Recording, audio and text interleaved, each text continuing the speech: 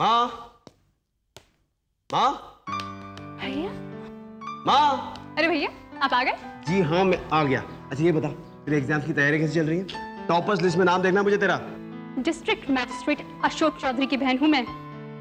Top करूंगी, नाक नहीं कटने दूंगी। That's like my sister. अच्छा ये बता, माँ कहाँ है? माँ को भवन में। कोप भवन? अरे भाई, ये महाभारत और रामायण का जमाना कहाँ से आ गया?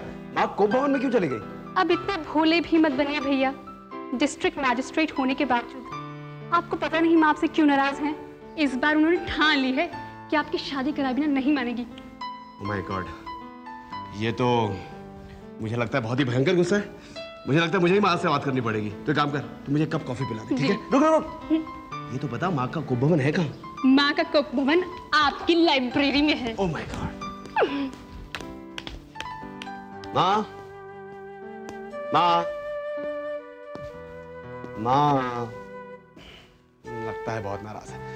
देख माँ, 6 सालों से हम दोनों के बीच में रस्साकसी चल रही है। तू मेरी शादी करवाना चाहती है और मैं उससे पहले अपनी बहन मीना के हाथ पीले करना चाहता हूँ। अरे तो कैसा डिस्ट्रिक्ट मजिस्ट्रेट है रे? जब तू अपनी माँ की फरियाद पूरी नहीं कर सकता तो इस गरीब जनता की फरियाद क्या सुनेगा? अरे माँ, ऐसा मत बोल। कहीं अगर सरकार ने ये बात सुन ली तो मेरा ट्रांसफर फौरन रुकवा देगी। क्या फिर से तेरा ट्रांसफर हो गया? हाँ माँ, मेरा ट्रांसफर हो गया भवानीपुर। सरकार तुझसे इतनी नाराज है कि पिछले 3 सालों में 2 बार तेरा ट्रांसफर हो गया? अरे नहीं माँ, सरकार मुझसे नाराज नहीं है, बल्कि ये तो मेरी एफिशिएंसी है कि जिस जिले में भी इंतजाम काबू से बाहर हो जाते हैं, सरकार फौरन मेरा ट्रांसफर वहां कर देती है। तुझे तो याद होगा ना, जब हम यहाँ आए थे, क्या हाल थे यहाँ के अमन चैन के? अगर तेरा इसी तरह से ट्रांसफर होता रहा तो तेरी माँ को अमन चैन कब मिलेगा? ये तो तू जानता है ना, मैं बहुत परेशान हूँ तेरी शादी के लिए, लेकिन तू हर बार कोई ना कोई नया बहाना बना देता है और इस बार मीना की शादी का बहाना बना दिया। नहीं नहीं नहीं माँ, ये बहाना नहीं है, सच है। अच्छा देख, अब ये सारी बातें छोड़, मुझे भवानीपुर जाना है, बहुत सारी तैयारी करनी है। जानती है माँ, भवानीपुर एक बहुत ही पुराना इलाका है जहाँ सब कुछ पुराने तरह से चल रहा है। वहाँ जाकर भी मुझे सब कुछ ठीक ठाक करना होगा। क्या ठीक ठाक करना होगा भैया? मीना, तेरे भैया का ट्रांसफर हो गया है। क्या मतलब? मतलब फिर से हमें झोला कमंडल लेके यहाँ से भी जाना पड़ेगा? नहीं, फिलहाल नहीं। अभी तो सरकार ने टेम्पररी बेसिस पे मेरे वहाँ रहने का इंतजाम किया, एक सर्किट हाउस में। देख बेटा, तेरा ट्रांसफर हो गया है तो तुझे जाने से नहीं रोकूंगी मैं, लेकिन मैंने तेरे लिए एक लड़की देखी है और मैं चाहती हूँ कि तू जाने से पहले उसे एक बार देख ले। लेकिन माँ, पहले मेरी बात सुन ले। मैं तुझे लड़की की तस्वीर भी दिखा सकती थी, लेकिन नहीं दिखाई, क्योंकि मैं जानती हूँ तू एक बार उस लड़की को देख लेगा ना तो देखते ही पसंद कर लेगा। देख माँ, इस समय मेरे जहन में सिर्फ भवानीपुर है। भवानीपुर की समस्या है, वहाँ जाकर एक बंगला मिलते ही तुम दोनों को बुलाना है। तो ठीक है, फिर तू भी सुन ले। मैं तब तक यहाँ से नहीं निकलूंगी जब तक तू उस लड़की को देख नहीं लेता। देख माँ, ये सब कुछ बाद में देखा जाएगा। फिलहाल तो मुझे भवानीपुर जाने की तैयारी करनी है। तेरी जाने की तैयारी तेरी माँ करेगी, क्योंकि अभी तक तेरी माँ रिटायर नहीं हुई है। ओह माँ, माय लवली माँ।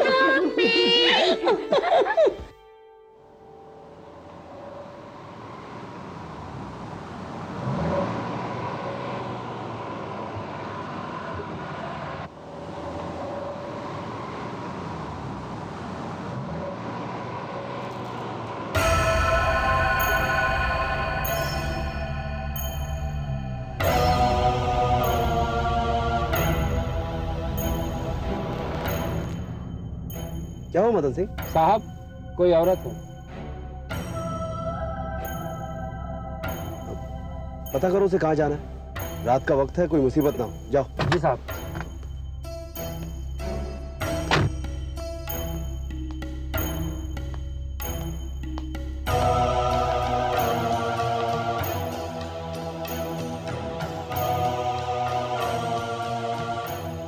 कहिए, क्या बात है?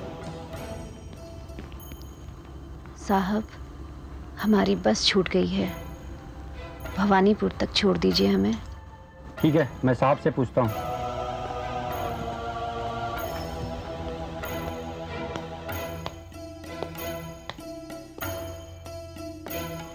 साहब, वो कहती है उसकी बस छूट गई, उसे भवानीपुर जाना है। ठीक है, बिठा लो गाड़ी में। जी साहब। आप आ जाइए।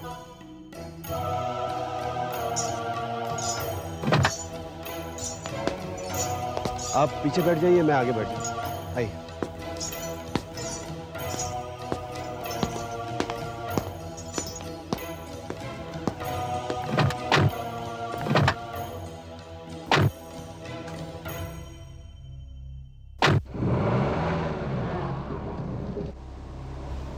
आपको कहाँ उतरना है बता दीजिएगा। भवानीपुर चुंगी नाके पे उतर जाएंगे हम। ठीक है।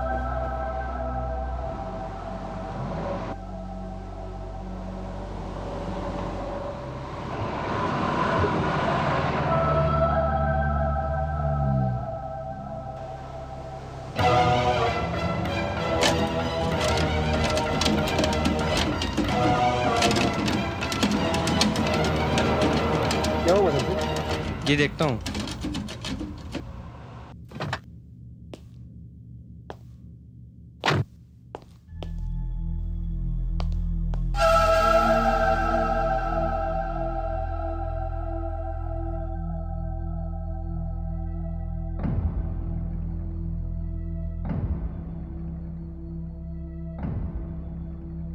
क्या हुआ मदन सिंह, कुछ पता चला? देख रहा हूँ सर।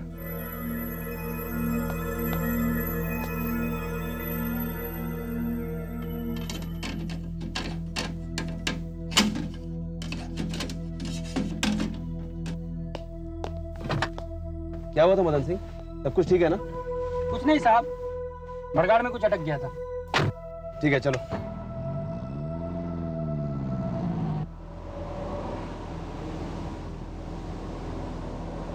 सुनिए, चुंगी नाका आ रहा।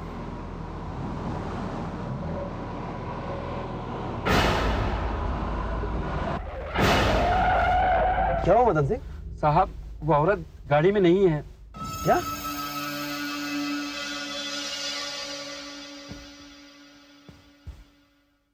मुझे लगता है जब तुमने रास्ते में गाड़ी रोकी थी वहीं उतर गई होगी। अजीब होते हैं ये गांव के लोग। तुम चलो। जी साहब।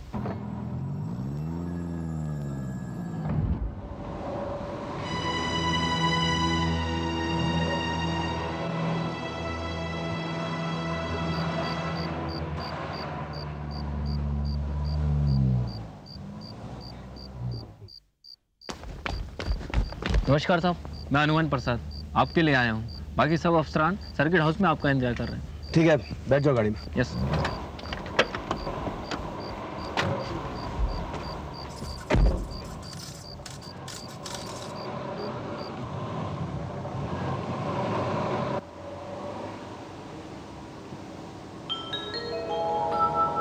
सर ये फूल। Oh, thank you so much. Sir ये मैं नहीं लाया, यहीं पे पड़ा हुआ था।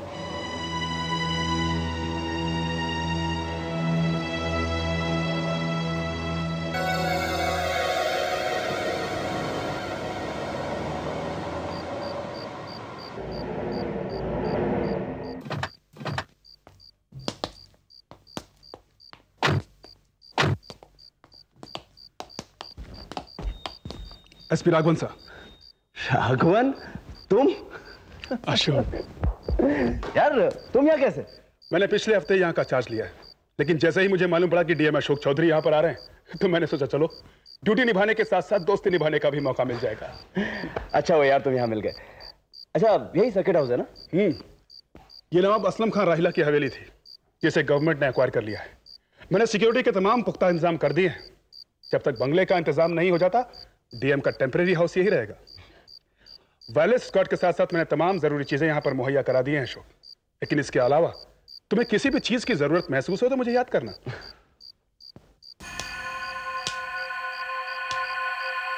हुजूर आदाब।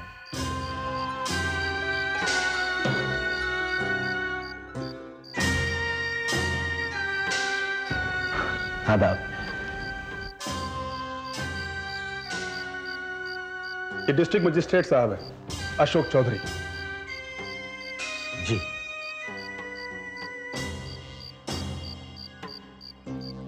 खादिम को खादिम हुसैन कहते हो? ये यहाँ के केयर टेकर है। नवाब असलम खान के जमाने से इस हवेली की देखरेख कर रहे हैं। हुजूर, खादिम के रहते हुए आपको यहाँ पर किसी भी किस्म की कोई परेशानी नहीं होगी।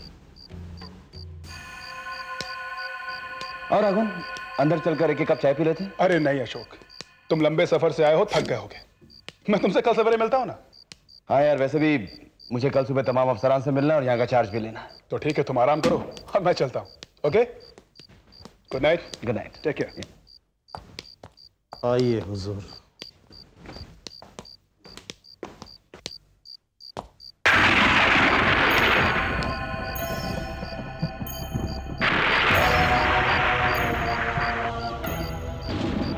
हुजूर, लगता है आज मौसम भी आपका इस्तकबाल कर रहा है।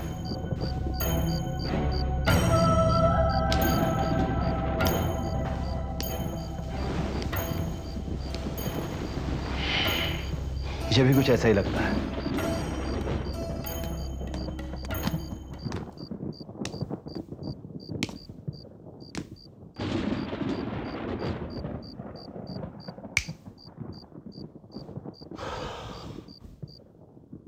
हुजूर, ये है आपकी आरामगाह।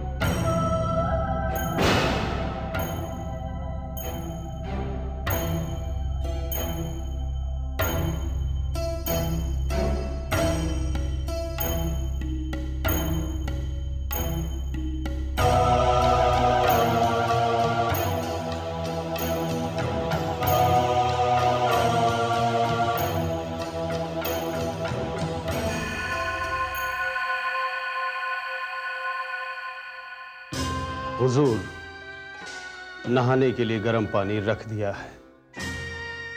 जब तक आप तैयार हो मैं खाना लगवाता हूं, और अगर हुजूर की कोई खास ख्वाहिश हो तो जरूर हुक्म करें, खादिम इंतजाम कर देगा।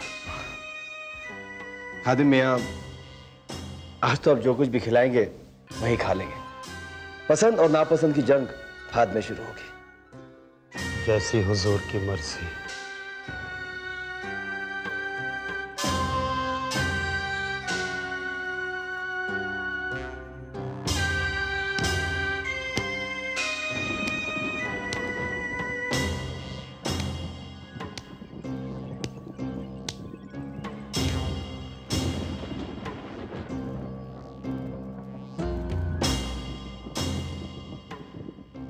हुजूर, आप तशरीफ लाए हैं, जंग तो अब शुरू हो गई।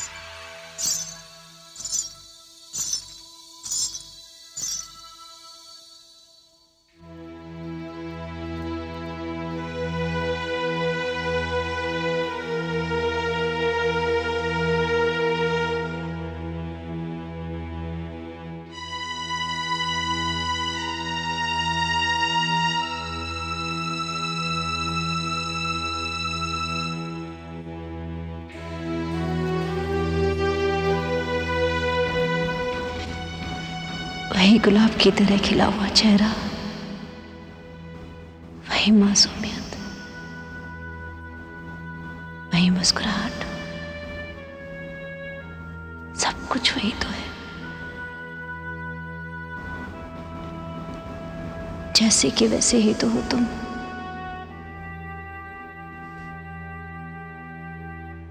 पता नहीं तुम्हें इस बात की खबर है या नहीं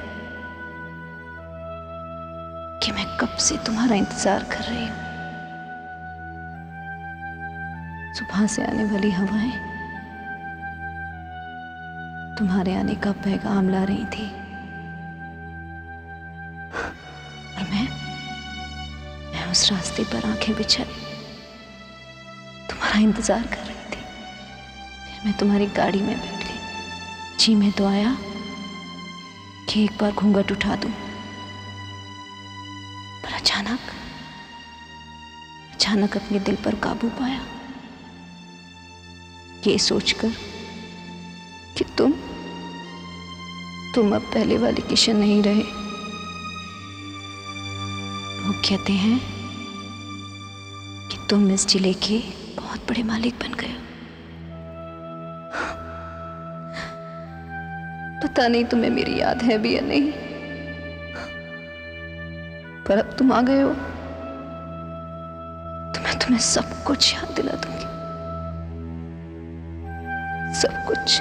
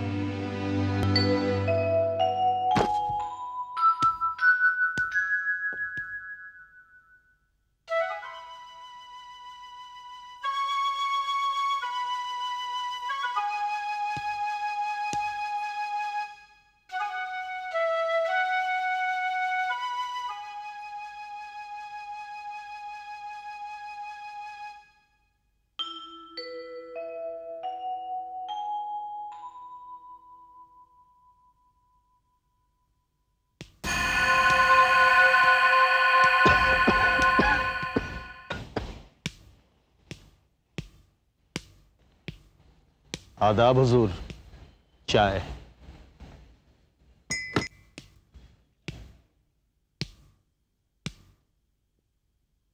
रात कैसे गुजरी हुजूर?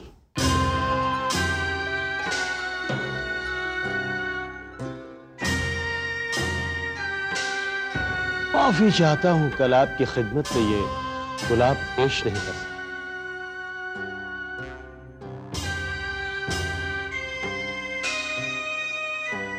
शुक्रिया। जी खादिम मियाँ, फरमाइए हुजूर। एक बात बताइए, आप इस हवेली में कितने सालों से हैं? सालों का हिसाब तो नहीं जानता हुजूर, लेकिन पुश्तों का हिसाब जरूर जानता। पिछली 3 पुश्तों से इस हवेली का नमक खाया है हमने। मेरे मालिक नवाब असलम खान कर्ज के बोझ से दब गए और यह हवेली सरकार के कब्जे में चली गई। मेरे मालिक मुझे अपने साथ नहीं ले गए और सरकार ने मुझे इस हवेली की देख रेख के लिए यहां रख छोड़ा। खैर हुजूर, आज तो अपनी पसंद नापसंद बता दीजिए, क्योंकि जो कुछ भी बनेगा वो आपकी पसंद का बनेगा। ठीक है खादिम मियाँ, नाश्ता आपकी पसंद का, खाना मेरी पसंद। जी बेहतर है।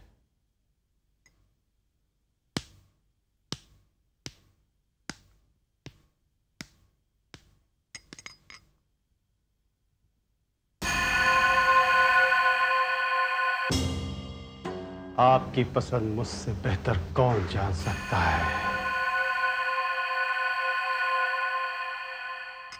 मैं भवानीपुर के तमाम अफसरान और कर्मचारियों का शुक्रिया अदा करता हूं कि आप लोगों ने इस तरह मेरा स्वागत किया।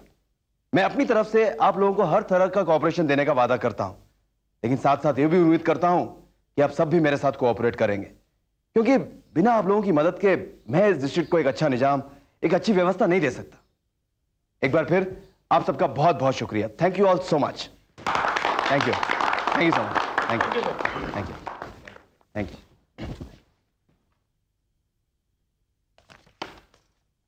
ओके अशोक, मैं भी चलता हूँ। अरे राघवन, तुम क्या चले? अगर तुम्हारे पास थोड़ा समय है तो मेरे साथ सकड़ाओ चलो ना। क्यों, कोई खास बात है क्या? वहीं चलो, वहीं चलकर बताऊंगा। Okay, let's move.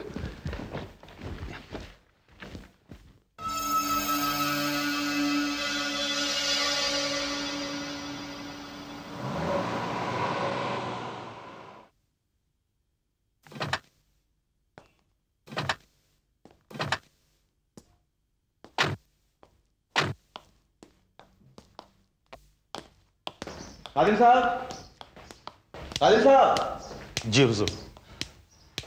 खादिम साहब, एसपी साहब तशरीफ लाए। आदाब हुजूर। आदाब। अच्छा सुनिए, ये हमारे साथ चाय पियेंगे और कुछ नाश्ता भी करेंगे। जी मैं इंतजाम किए देता हूँ। आइए।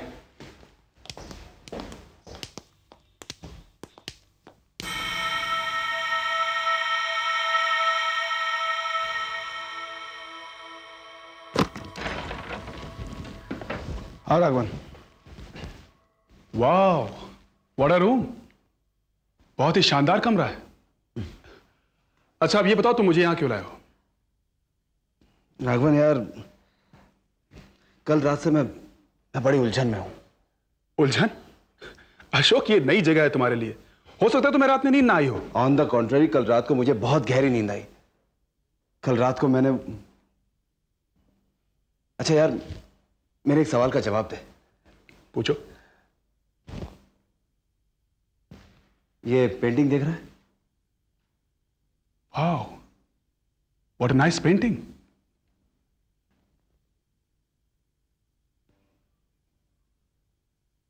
माइंड ब्लोइंग, सचमुच बहुत ही खूबसूरत पेंटिंग है ये, और पुरानी भी। भाई, उस इंसान की दाद देनी पड़ेगी जिसने इसे बनाया है। पता नहीं किसी का इमेजिनेशन है या फिर कोई हकीकत। यही बताने के लिए मैं तुझे यहां लाया हूं राघवन। कल रात को जब मैं भवानीपुर आ रहा था, रास्ते में हूबहू ऐसी ही लड़की, ऐसी ही लिबास में मुझे मिली। ऐसी लड़की? हाँ, ये। तो इसमें कोई खास बात नहीं है अशोक। दरअसल इस इलाके की सारी लड़कियां आज भी इसी किस्म के लिबास पहनती हैं। राघवन, राघवन मान लो तुम इस कमरे में बैठे हो और अचानक ये सारा कमरा रोशनी से भर जाता है। फिर तुम्हें कहीं से एक सांस की आवाज सुनाई देने लगती है। उसके बाद तस्वीर की ये लड़की इंसान का रूप धारण करके अचानक तुम्हारे सामने आकर खड़ी हो जाती है और फिर संगीत की ताल पर घुंघरू खनखना कर नाचने लगती है। अचानक वो इस कमरे से बाहर निकल जाती है और इसी हवेली के टावर पर जाकर किशन किशन पुकारते हुए छलांग मार देती है और उसके बाद तुम्हारी आंख खुल जाती है। हाँ राघवन, बिल्कुल ऐसा ही हुआ, बिल्कुल ऐसा ही। लेकिन तुम्हें कैसे पता चला? अशोक, तुमने ख्वाब देखा है। ख्वाब? अशोक, तुम खामखा परेशान हो रहे हो यार। दरअसल तुम्हें यह ख्वाब सिर्फ इसलिए परेशान कर रहा है क्योंकि तुम्हारे अंदर का मैजिस्ट्रेट उस लड़की को इंसाफ दिलवाना चाहता है जिसे तुमने ख्वाब में ऊंचाई से नीचे गिरकर मरते हुए देखा है। That's all. आई थिंक इसके अलावा और क्या रीजन हो सकता है? मगर राघव, हुजूर, नाश्ता तैयार है।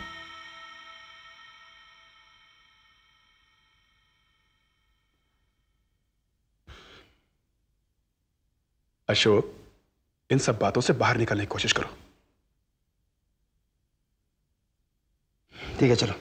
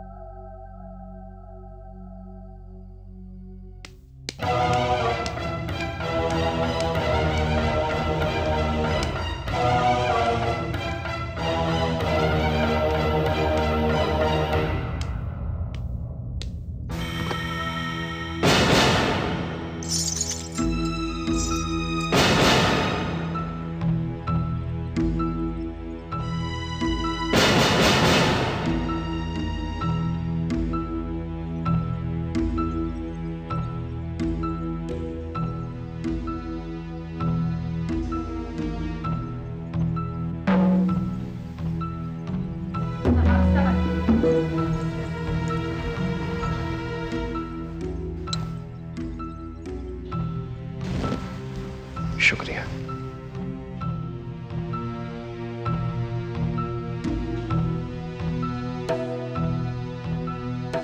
नवाब साहब शुरू किया जाए। इंतजार किस बात का किशन? की बातें कर रहे हो ना, ना ये वो ख्वाब है कोई, ना ये कोई वहम, बल्कि वो उस ख्वाब का असर है जो तुम्हारे दिमाग में फतूर बनकर घुस गया है।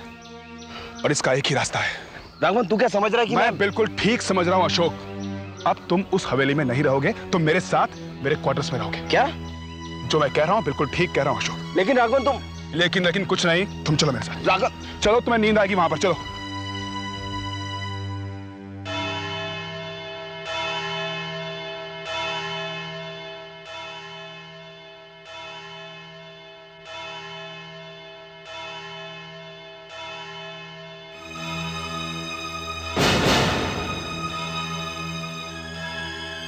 अशोक,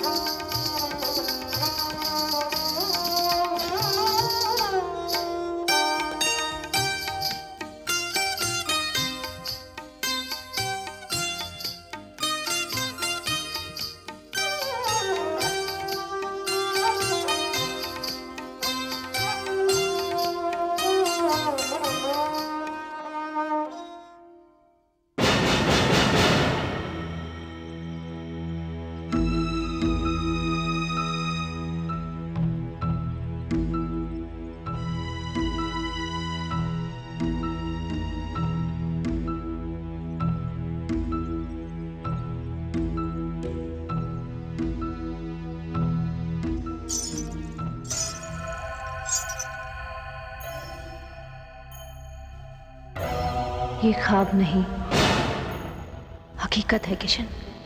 किशन? हाँ, किशन।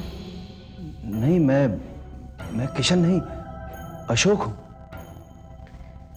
इस जन्म में तो यही तुम्हारा नाम है, मगर तुम मेरे किशन हो और मैं तुम्हारी कांता।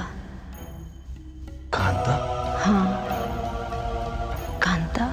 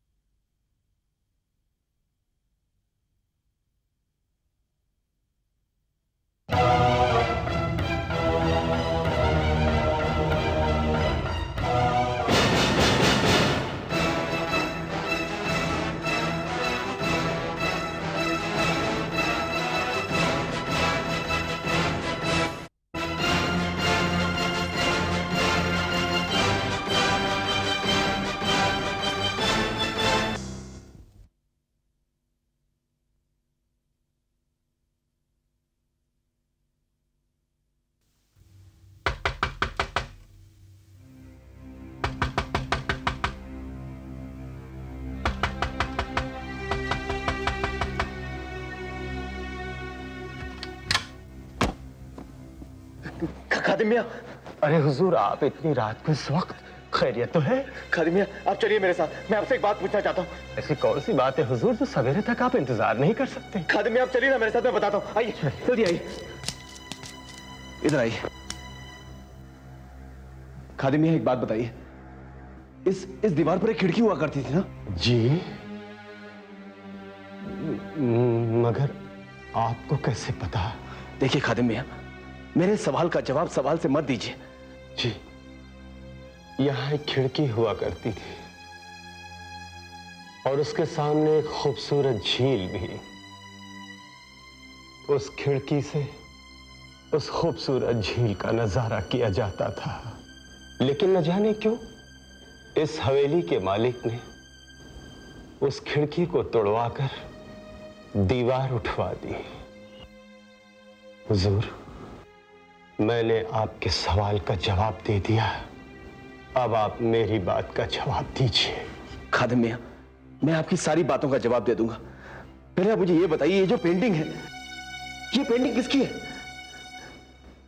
हुजूर, इस दीवार के ऊपर इस तस्वीर से पहले एक और पेंटिंग टंगी थी। अब वो पेंटिंग हवेली के माल खाने में रखी है और उस पेंटिंग में लड़की के चेहरे पर घूंघट नहीं था। हुजूर, खादिम मियां, मैं वो पेंटिंग देखना चाहता हूं। मैं जरूर दिखाऊंगा आपको हुजूर।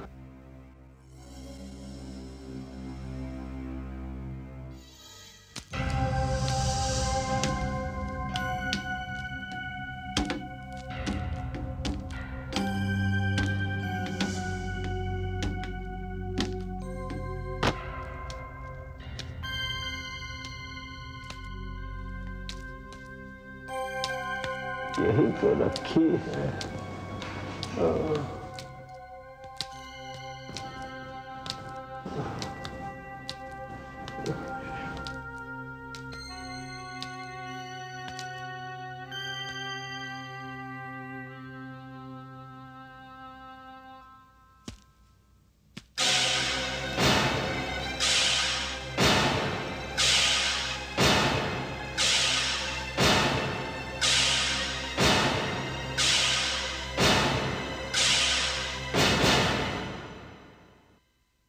कांता?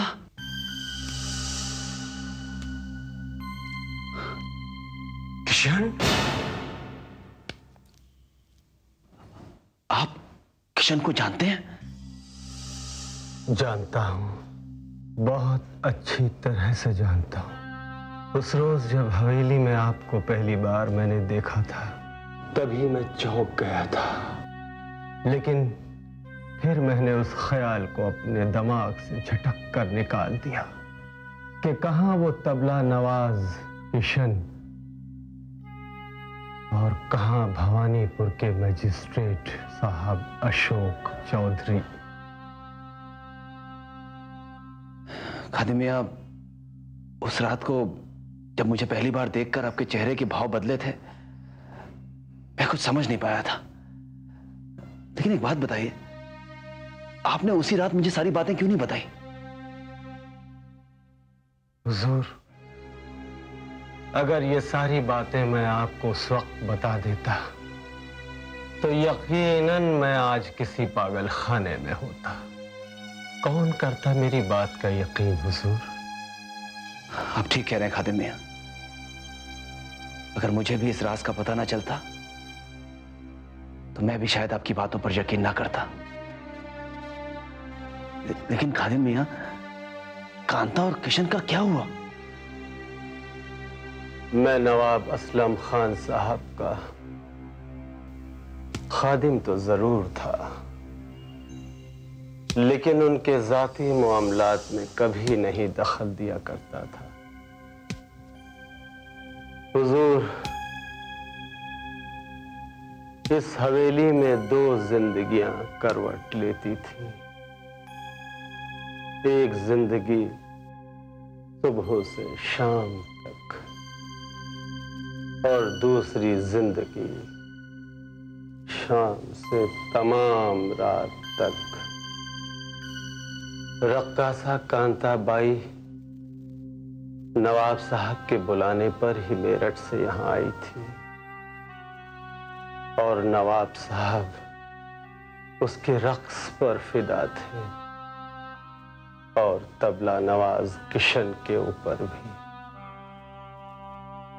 उड़ती उड़ती खबर ये भी थी हुजूर कि रक्कासा कांता बाई तबला नवाज किशन को दिलो जान से चाहती थी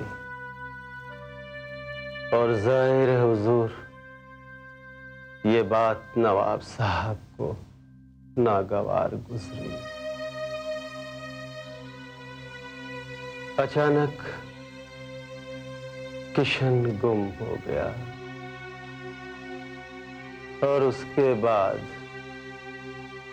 कांताबाई भी नजर नहीं आई। ये क्या कह रहे हो अशोक? अभी तुमने कल ही कहा था कि तुमने जो कुछ भी देखा है वो सब एक ख्वाब है, और आज तुम कह रहे हो कि वो सब हकीकत है। हकीकत को हकीकत ना कहूं तो और क्या कहूं?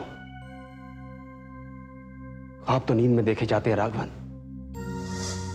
और नींद टूटते ही उनका दिलो दिमाग पर कोई असर नहीं रहता। लेकिन जो कुछ भी मैं देख रहा हूं, जो कुछ भी मुझे दिख रहा है, वो ख्वाब नहीं है। तो मुझे ऐसा महसूस होने लगा है जैसे ये जगह भी मेरे लिए नई नहीं। मैं यहां पहले भी आ चुका हूं। शायद इसका ताल्लुक मेरे पिछले जन्म से है। Oh come on Ashok, what nonsense you are talking यार।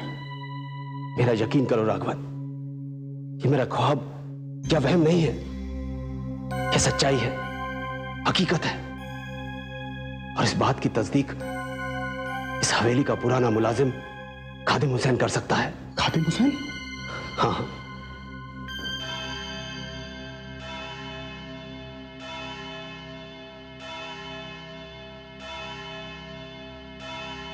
अशोक, क्या हुआ अशोक? अशोक, उसके आने का वक्त हो गया है, वो मुझसे मिलने आएगी। अशोक, लिसन टू मी यार। अशोक,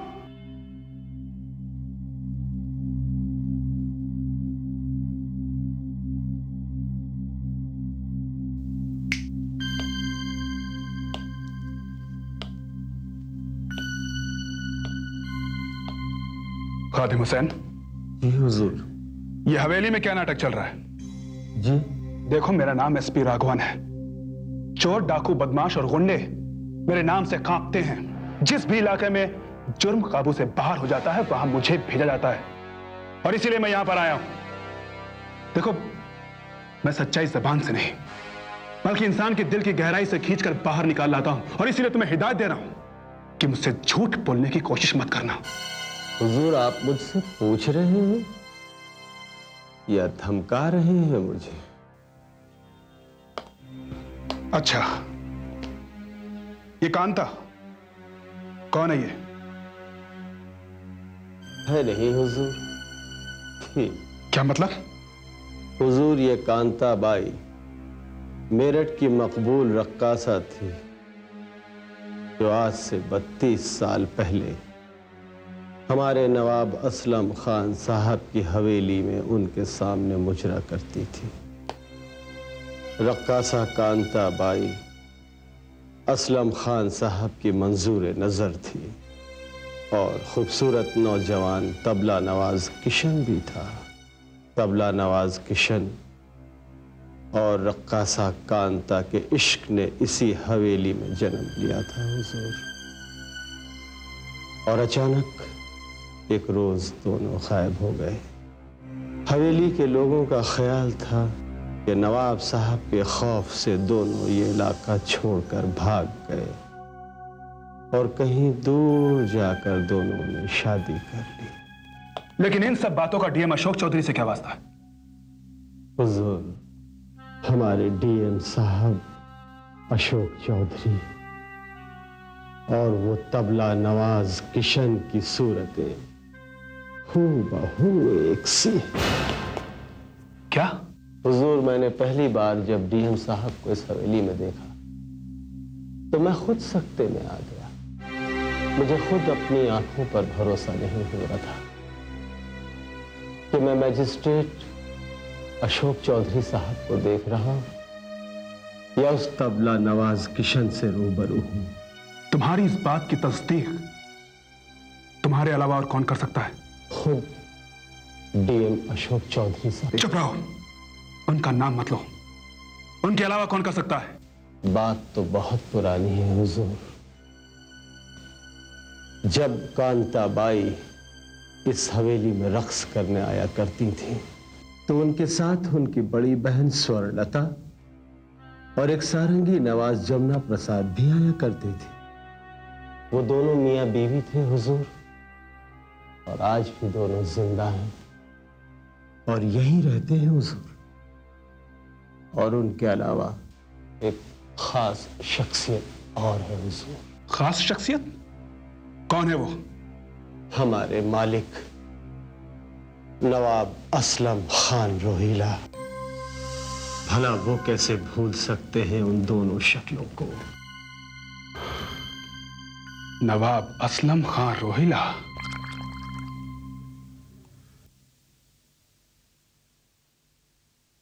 आप यहां? जी हां, मैंने अभी कुछ दिन पहले ही यहां का चार्ज लिया है। कुछ आपसे मुलाकात भी कर लूं? अच्छा। नवाब साहब, वो आपकी हवेली जो सर्किट हाउस है, अब वहां पर डीएम साहब का ऑफिस हो गया है।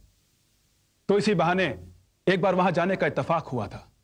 उसके बाद तो सिलसिला ही लग गया वहां जाने का। जी, अब वो जमाने नहीं रहे। हालात की गर्दिश ने सब कुछ बदल कर रख दिया है। जी नवाब साहब, मैंने बहुत सी दिलचस्प दास्तानें सुनी है उस हवेली के बारे में। सुना है कि पहले जमाने में रातों को गीत और संगीत की महफिलें हुआ करती थी। जी, मगर सब ख्वाब सा लगता है। नवाब साहब, एक नाम खास तौर पर उस हवेली से जुड़ा हुआ था, शायद आपको याद हो। कौन सा नाम? कांता। कांता बाई। कांता बाई? जी हाँ, वो तो आपकी महफिलों की खास रकासा हुआ करती थी, ऐसा मैंने सुना है।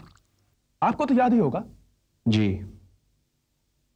कांता भाई, मेहताब जान, जीनत जहां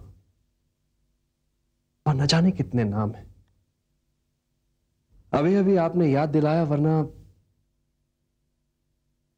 हमें तो कुछ भी याद नहीं रहा। खैर, यहां आने का शुक्रिया।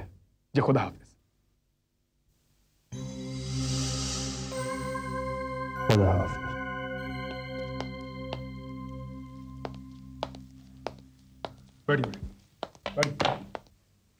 हुजूर एसपी साहब, नमस्ते। जी, मेरा नाम जमुना प्रसाद है और ये मेरी बीवी स्वर्णलता। हुजूर, नाच गाने का पेशा अब हमने छोड़ दिया है। अब मैं एक छोटा सा संगीत स्कूल चलाती हूँ।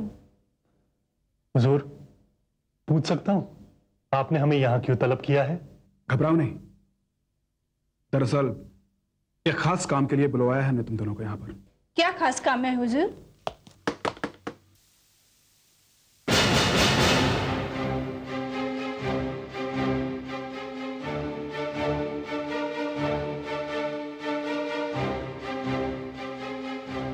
सावन, तुमने मुझे यहाँ बुलाया? किशन,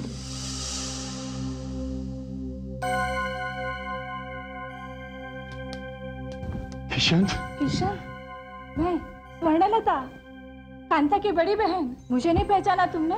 और मैं जमुना, जमुना प्रसाद, सारंगी बजाता था। कितनी बार संगत की है मैंने तुम्हारे साथ तबले पर। तुम बिल्कुल नहीं बदले, बिल्कुल वैसे की वैसे ही हो। अगर कुछ बदला है तो सिर्फ ये तुम्हारा पहनावा। किशन, पर इतने समय बाद मिले हो तो कम से कम इतना बता दो कि मेरी बहन कांता कहाँ पर है। बताओ किशन।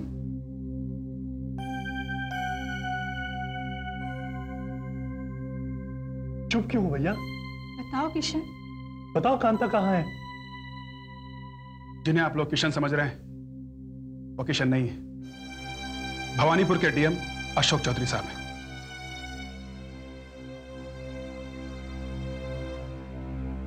नहीं साहब नहीं, कुदरत हमारे साथ इतना बेरहम मजाक नहीं कर सकता। कुदरत हम सबके साथ ऐसा बेरहम मजाक कर चुकी है। आपकी बहन कांता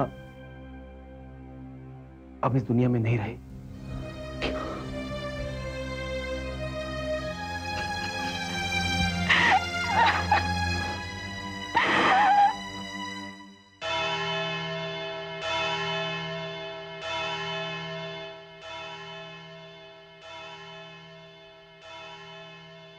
वहम हकीकत में बदल गया। तुमने खुद मेरी आंखों के सामने अपनी और किशन की मोहब्बत की दास्तान इस तरह रखी कि अशोक चौधरी का वजूद मुझे बेगाना से लगने लगा। कांता, आज मैं 2 दिनों से तुम्हारा इंतजार कर रहा हूं। अगर तुम नहीं आई तो मैं ये सोचने पर मजबूर हो जाऊंगा कि आज तक जो कुछ भी मैंने देखा था, जो कुछ भी मैंने सोचा था, वो मेरे जहन का फतूर था, मेरी आंखों का धोखा था, एक वहम था। और अगर ऐसा ही होना था तो फिर तुमने मुझे मेरे पिछले जन्म की यादों में क्यों झोंका कांता? तुम्हें आना ही होगा कांता, तुम्हें आना ही होगा।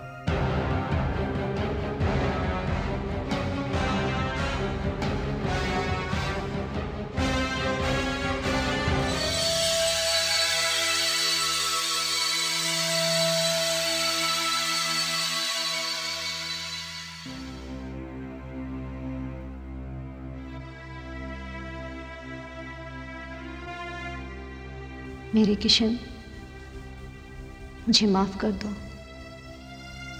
तुम जिंदा लोग रूहों की मजबूरियां नहीं समझ सकते।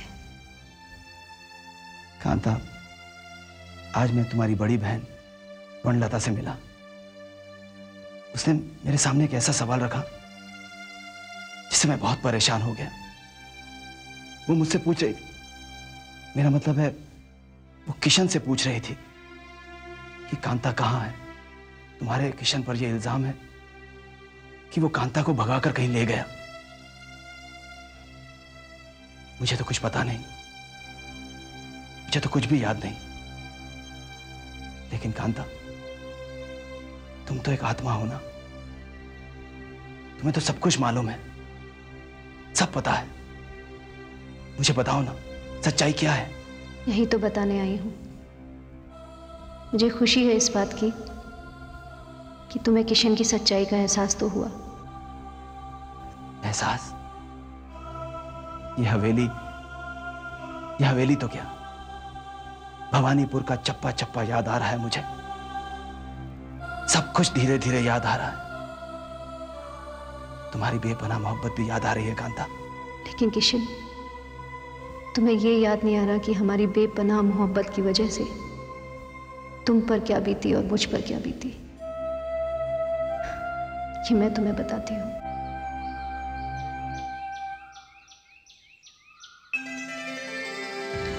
मेरे महबूब, सुनिए, मेरे किशन, सुनिए ना। पहरे इतने सख्त है कि देखिए, किसी के खत को ऐसे नहीं पढ़ा खौफ सा करते बना रहता है। फिर भी ये दिल है किशन। जो किसी भी सख्ती, किसी भी पहरे को नहीं मानता। वैसे नवाब साहब की नजरें इनायत तो है मुझ पर, लेकिन वो बेमानी नहीं है। उनका भी खौफ है दिल पर। फिर भी मैं अपने जज्बात, अपना एहसास, अपना पूरा वजूद इस गुलाब की शक्ल में तुम्हारे कदमों में रखने आए। तुम्हारी नजरें देखकर दिल यही कहता है कि जो आग इधर है वही आग उधर भी है।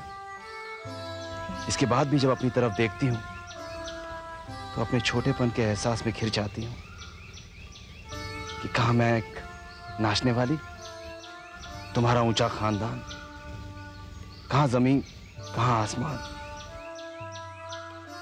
कहां आफताब, कहां जर्रा। तुम्हारी, सिर्फ तुम्हारी कांता।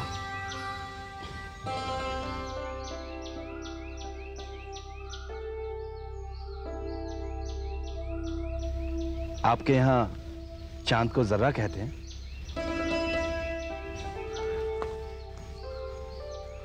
हमारे यहां तो चांद को चांद ही कहते हैं। वैसे तो चांद आसमान पर रहता है, लेकिन इस चांद ने अपना दिल किसी जमीन वाले को दे दिया है। अब आप ही बताइए, चांद का खानदान ऊंचा है या फिर जमीन पर रहने वाले का? लेकिन चांद में दाग होता है। ये तो देखने वालों की नजर का फर्क है। मेरा चांद बेदाग है और ये आसमान से जमीन पर उतर आया है। लेकिन मेरी समझ में नहीं आता कि मैं इसे कैसे यकीन दिलाऊं कि उसका चकोर एक परिंदा है जो चांद के धोखे में अंगारे खा लेता है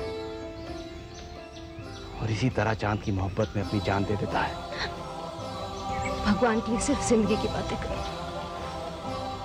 कांता, मैं ये बात अच्छी तरह जानता हूं कि अगर नवाब को हमारी मोहब्बत का पता चल गया तो कयामत आ जाएगी। लेकिन मैं तुमसे वादा करता हूं, सिर्फ मौत ही हमें जुदा कर पाएगी कांता, सिर्फ मौत।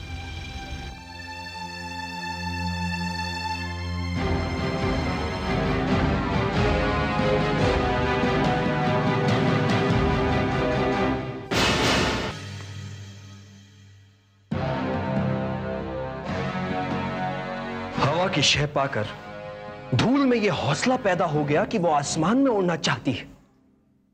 एक हकीर जर्रा आफताब के मुकाबिला कर खड़ा हो गया। एक रास्ते का भिखारी जिसे हमारी मेहरबानियों ने इस रियासत का फनकार बना दिया, जिसे हमारी दरिया दिली ने बड़े लोगों की महफिल में बैठने की इज्जत बख्शी, आज उसने हमारी गैरत को ललकारने की कोशिश की है। उसने हमारी इज्जत के साथ खेलने की कोशिश की है। हम ये जानना चाहते हैं कि उसे ये शह देने वाला कौन है। हम ये जानना चाहते हैं कि इस मामले में कोई आप तो शामिल नहीं है।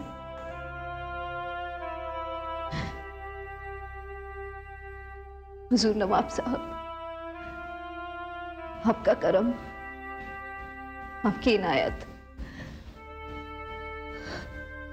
आपकी नवाजिश, इन सब के बदले हम आपको कुछ भी नहीं दे सकते। ये घुंघरू जो मेरी मर्जी के बगैर किस्मत ने मेरे पैरों में बांध दिए हैं, ये आपकी मेहरबानियों के मोहताज हो सकते हैं। मेरे नाम पर रक्कासा की मोहर लगाकर जिंदगी ने गाने बजाने की जो तालीम मुझे दी है, ये सब आपकी नवाजिशों की गुलाम हो सकती है। लेकिन मेरे दिल पर, मेरे जज्बात पर दुनिया की कोई भी दौलत, कोई भी ताकत गुलाम नहीं बना सकती। ये दिल के सौदे हैं नवाब साहब, इसमें हैसियत नहीं देखी जाती।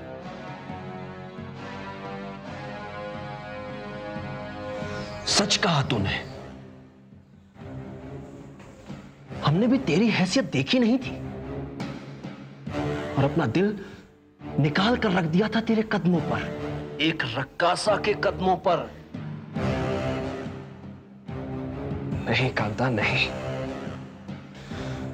हम आपको हुक्म देते हैं कि आज के बाद आपकी जबान से किशन का नाम नहीं निकलेगा। आज के बाद आपके एहसास में किशन नाम के शख्स का वजूद नहीं होगा। आज के बाद आपकी जिंदगी से किशन का नाम इस तरह से मिट जाएगा जिस तरह हवा के झोंकों से रेत पर लिखी हुई तहरीर मिट जाती है।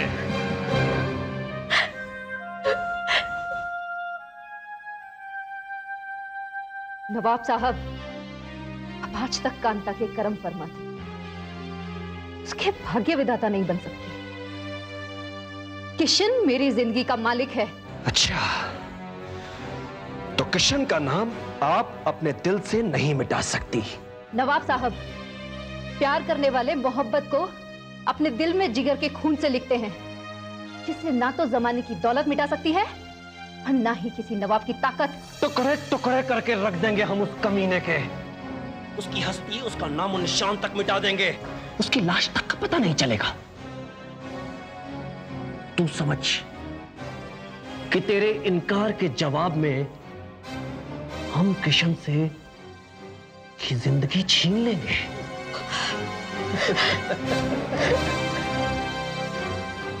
और हमारे खिलाफ आवाज उठाने की हिम्मत किसमें है?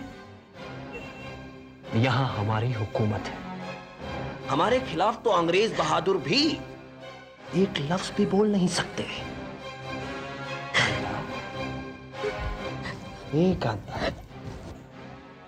आपको अभी इसी वक्त इकरार करना होगा कि आप हमारी हैं, सिर्फ हमारी।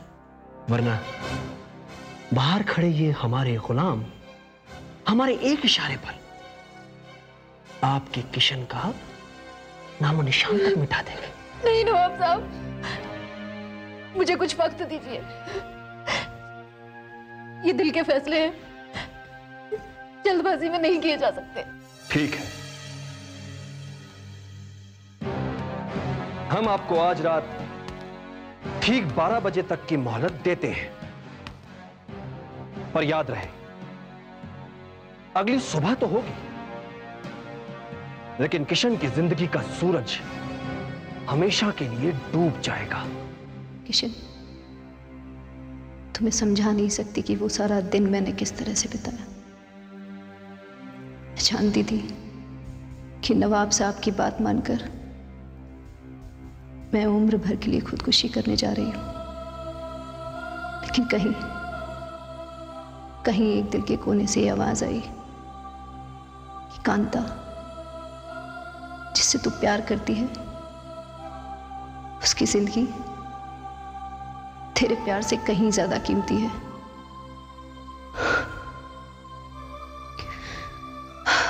और इस तरह से प्यार हार गया और खौफ जीत गया। मुझे रात के 12 बजने से पहले नवाब साहब के पास जाना था।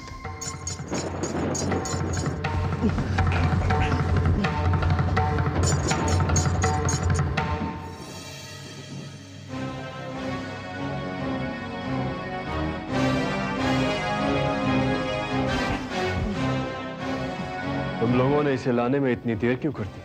नवाब साहब, इसको काबू करने में बहुत वक्त लग गया। क्या हुक्म है? कहिए तो इसकी बोटियां छटका दें? नहीं, इसे सजा हम अपने हाथों से दें। हम चाहते हैं कि कांता के आने से पहले इसे मारकर इसे दफना दें।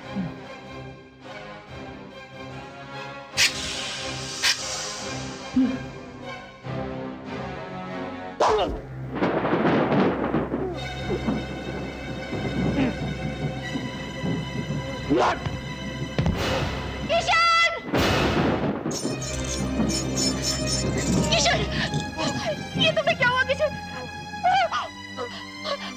किशन, कुछ बोलो किशन। नहीं,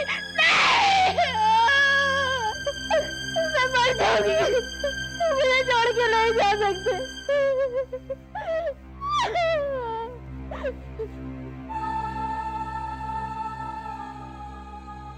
असलम खान, तू इंसान नहीं दरिंदा है। मोहलत दी थी ना। देख देख अभी 12 नहीं बजे हैं। मैं तो ये तय करके आई थी कि अपनी पूरी जिंदगी किशन की जिंदगी के बदले तेरे पास गिरवी रख दूंगी।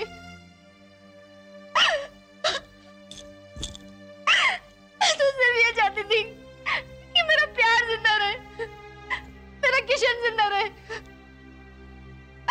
और तूने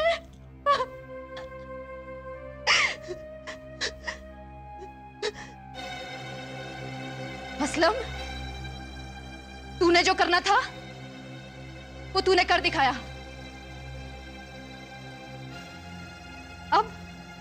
अब मेरी बात कान खोल के सुन ले।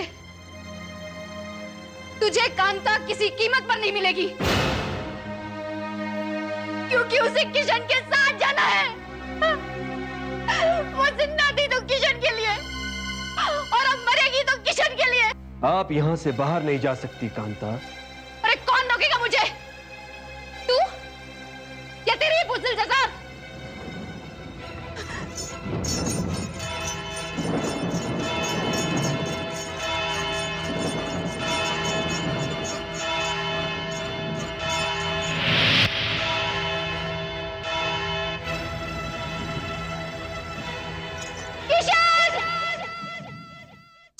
और इस तरह हम मिलने से पहले बिछड़ गए, लेकिन मिलन की प्यास अधूरी रही। मेरी प्यासी आत्मा भटकती रही तुम्हारे लिए।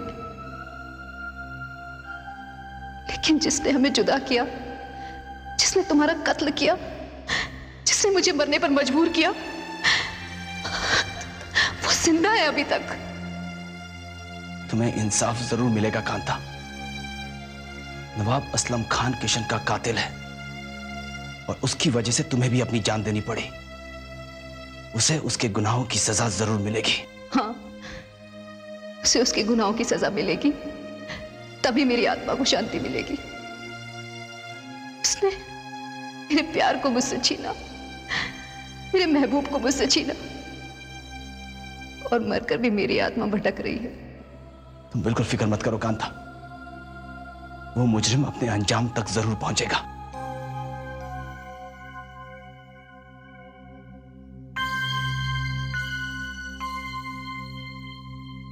हुजूर,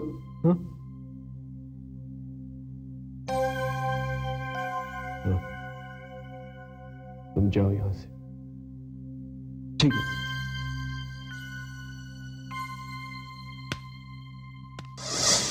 जब्बार! कौन है? हुजूर, मैं जब्बार। जब्बार,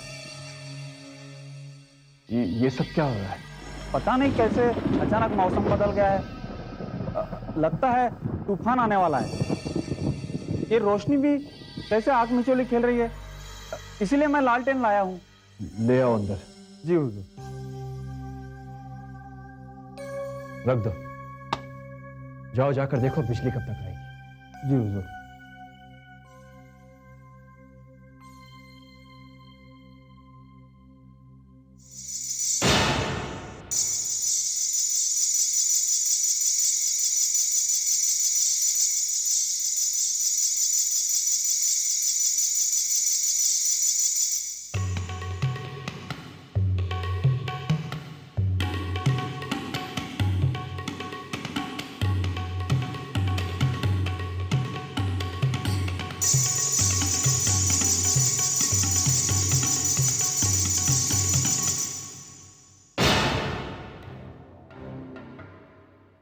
आदाब अर्ज़ है नवाब साहब।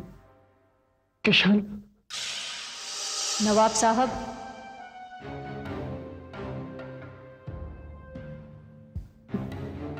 कांता। शुक्र है आपको ये नाम तो याद रहा। जब्बार! जब्बार! किसी और को बुलाने की क्या जरूरत है नवाब साहब? क्या हम दोनों काफी नहीं हैं आपकी खिदमत के लिए? ऐसी तूफानी रातों में महफिल सजाने का बहुत शौक है ना आपको? नवाब साहब, आप इस कदर खौफजदा क्यों हो रहे हैं? पहले तो आप ऐसे नहीं थे। नहीं, हाँ, हम खौफजदा नहीं। ये जरूर हमारी नजरों का धोखा है। तुम लोग बहरूपी हो। नहीं नवाब साहब, मैं बहरूपिया नहीं, किशन हूं, किशन। और मैं कांता। नहीं, ये हमारा नशा है जो हमारे होशो आवाज खो रहा है। तू जिंदा कैसे हो सकता है किशन? हमने खुद तेरे पेट में अपने हाथों से खंजर घोंपा था और तूने वहीं हमारे सामने दम तोड़ दिया था। और ये कांता तेरी मौत के सदमे में हमारी हवेली से कूद गई थी, अपनी जान दे दी थी इससे। तुम दोनों को हमने दफन करवाया था। बात का ना तो कोई सबूत रहा, ना कोई गवाह। लोग तो इस किस्से को भूल चुके। तुम्हारा खेल खत्म हुआ असलम खां रोहिला। अभी अभी तुमने कत्ल का एक बालिग जुर्म किया है। वो कत्ल जो आज से 32 साल पहले उस हवेली में हुआ था जो सर्किट हाउस है। जिस शख्स का कत्ल तुमने किया था उसका नाम बेशक किशन ही था, लेकिन जिसे तुमने किशन समझा वो किशन नहीं बल्कि भवानीपुर के डिस्ट्रिक्ट मजिस्ट्रेट अशोक चौधरी साहब है। तबला नवाज किशन के हमशक्ल या ये अगर डिस्ट्रिक्ट मजिस्ट्रेट साहब हैं तो फिर ये कांता नवाब साहब, ये उसी बदनसीब कांता की भटकती आत्मा थी जो आज तक इंसाफ की तलाश में भटकती रही। उसने मेरी शक्ल में किशन को देखा, वो मुझसे मिलने लगी। ये सारी कहानी उसी ने मुझे सुनाई, वरना आपके गुनाहों पर तो कब की मिट्टी पड़ चुकी थी। यू आर अंडर अरेस्ट नवाब असलम खां रोहिला।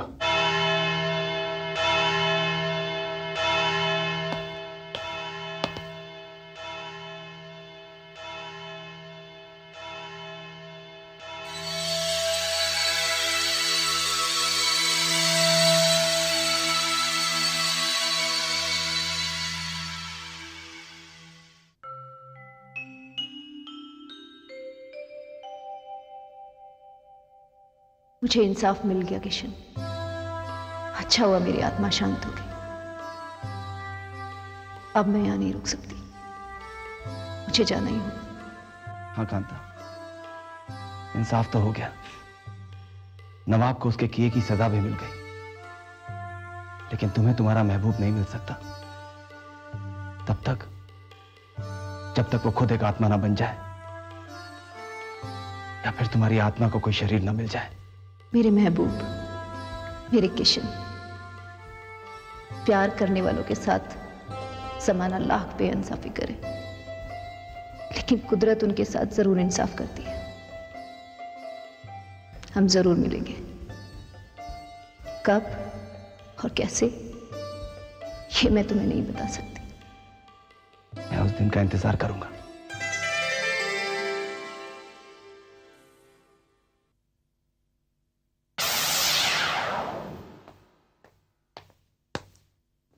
अशोक, नवाब की निशानदेही पर हमने उस खाई से 2 ढांचे बरामद कर लिए हैं, और वो खंजर भी जो उसने किशन के पेट में घोंपा था। अब उसे सजा से कोई भी नहीं बचा सकता। और हां, तुम भी अब इस हवेली में नहीं रहोगे। तुम्हारे लिए बंगले का इंतजाम हो गया है। अब चलो मेरे साथ। कहां? अरे और कहां, मेरे घर। आइए आइए मिस्टर अशोक चौधरी। राघवन, तुम मुझे यहां क्यों ले आए? दरअसल मुझे आपसे बहुत जरूरी काम है, और वो आपको यहां लाए बिना पूरा होता नहीं। इसलिए मैं आपको यहां पर लाया हूं। जरूरी काम? अशोक, अरे माँ, तुम यहां?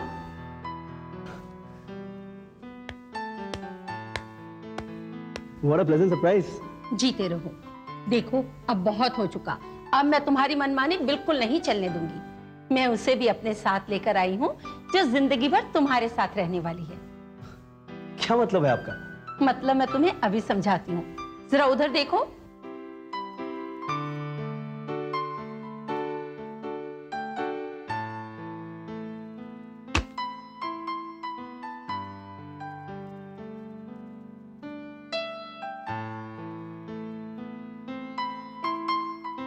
प्लीज आइए।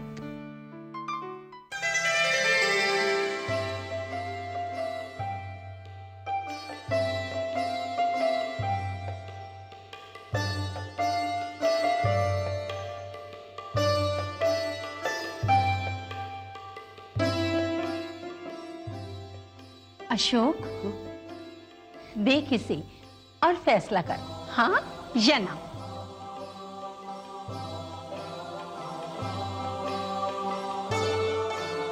हाँ माँ, हाँ।